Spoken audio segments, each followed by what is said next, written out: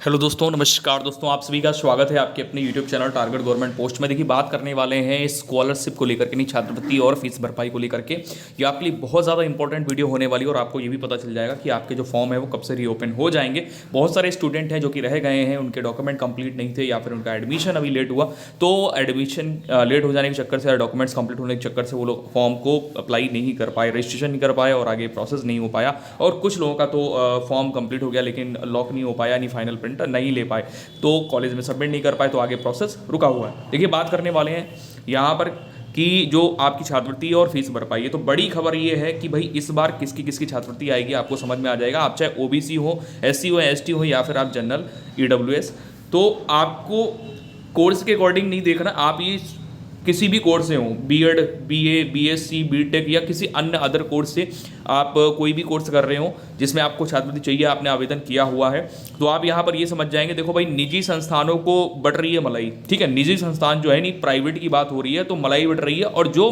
मलाई मिल रही है जिनको, यानी वो पैसा खर्च कर रहे होंगे तभी तो उनको मलाई मिल रही है। उनके जितने भी स्टूडेंट हैं सबकी स्कॉलरशिप आ रही है, ठीक है। ये क्या खेल चल रहा है, इसके लिए कमेटी बनाई गई है। और ये भी बताने वाला हूँ कि भाई फॉर्म कब से आपके रीओपन हो जाएंगे, तो बने रहिए हमारे साथ में, इस पूरी अपडेट को देखिए, समझिए।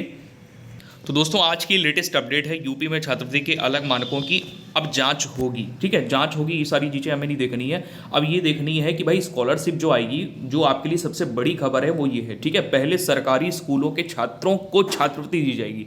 ये सब कुछ खेला हो रहा था, ये सब कुछ खेला हो रहा था कि भैया जितने भी निजी कॉलेज हैं उनको पहले, या उनके सभी जितने छात्र हैं उनकी स्कॉलरशिप और जो फीस भरपाई है वो सब हो रही थी, ठीक है ना। तो यहाँ पर क्या किया गया है कि भाई समाज कल्याण विभाग द्वारा अनुसूचित जाति समाज कल्याण विभाग द्वारा अनुसूचित जाति और सामान्य वर्ग तथा अल्पसंख्यक वर्ग और जो पिछड़ा वर्ग है, ठीक है, सबसे ज़्यादा पिछड़ा वर्ग इसमें बताया जा रहा है कि भाई पिछड़े वर्ग को लेकर के पिछली बार बहुत सारे स्टूडेंट हैं जिनकी स्कॉलरशिप नहीं आई थी, तो 32 लाख ओबीसी छात्र छात्राओं को जो है फीस भरपाई की राशि देने की तैयारी है इस बार, 32 लाख, ठीक है। अब यहाँ पर कमेटी बनाई गई है और ये जांच वाँच चल रही है, रिपोर्ट देंगे, सब कुछ है ना।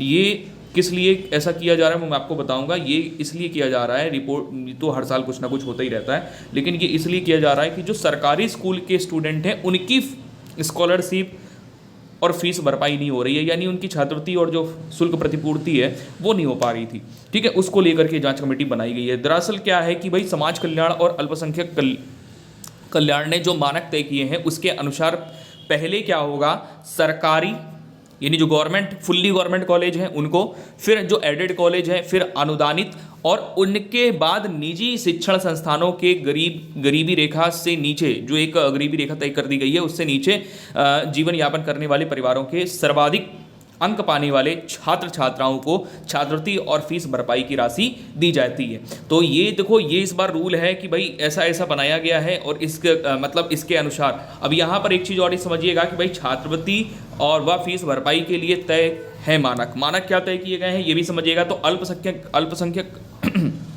कल्याण विभाग ने सरकारी, अनुदानित और निजी शिक्षण संस्थानों को मिला करके अधिक अंक पाने वाले गरीब ओबीसी छात्रों को छात्रवृत्ति व फीस भरपाई की राशि देने के मानक तय किए हैं, ठीक है। निजी शिक्षण संस्थानों की महंगी फीस भरने वाले छात्रों के परिवार की सालाना आमदनी प्रमाण पत्र पर भी सवाल उठ रहे हैं। भाई सरकारी की तो बात हो गई, लेकिन जो प्राइवेट में है उनके जो प्रमाण पत्र हैं, जो जिनको बोलते हैं इनकम सर्टिफिकेट, वो भी कैसे हैं, कोई फेक बनवा करके दे रहे हैं, तो उनकी तो शुल्क भरपाई हो ही रही है। हालांकि भाई यहाँ पर साफ साफ इसलिए बोला गया है कि जो निजी संस्थान हैं उन पर मलाई बढ़ रही है, तो मलाई इसलिए उनको मिल रही है क्योंकि वो पैसा खर्च कर रहे हैं ऊपर और फीस भी ज़्यादा ले रहे हैं जब स्टूडेंट से, तो उनकी भाई फीस, स्टूडेंट तो यही चाहेगा ना कि हमारी छात्रवृत्ति और शुल्क प्रतिपूर्ति होनी चाहिए, और कोई भी है, मैं हूँगा तो मैं भी यही चाहूँगा, ठीक है।